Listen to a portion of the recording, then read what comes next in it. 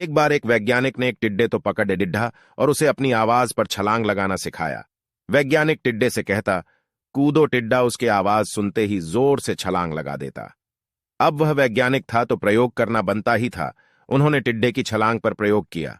वैज्ञानिक ने उसकी एक टांग तोड़ दी और फिर बोला, कूदो। अब टिड्डे की छलांग की दूरी कम हो गई। वैज्ञानिक ने उसकी दूसरी टांग तोड़ दी और फिर बोला, कूदो। टिड्डे की छलांग और कम हो गई। अब तोड़ ही गई उसकी तीसरी टांग, फिर छलांग की दूरी और कम हो गई। एक एक करके बेचारे टिड्डे की सारी टांगें तोड़ दी गई। अब आखिरी टांग टूटने पर जब उससे कहा गया कूदो तो वह हिल भी नहीं पाया। अब वैज्ञानिक ने अपना निष्कर्ष अपनी डायरी में लिखा। जानते हो उसने क्या?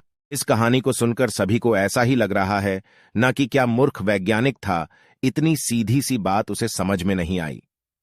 या कुछ लोग ये भी सोच रहे होंगे कि ये तो किसी बच्चे को भी पता है कि टिड्डे की छलांग उसके टांग टूटने की वजह से कम होती जा रही थी, ना कि वह बहरा हो गया था।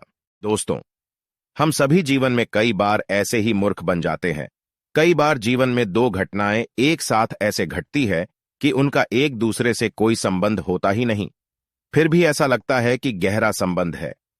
कभी कभी दिखता कुछ और है लेकिन समझ कुछ और आता है और वास्तव में होता कुछ और है।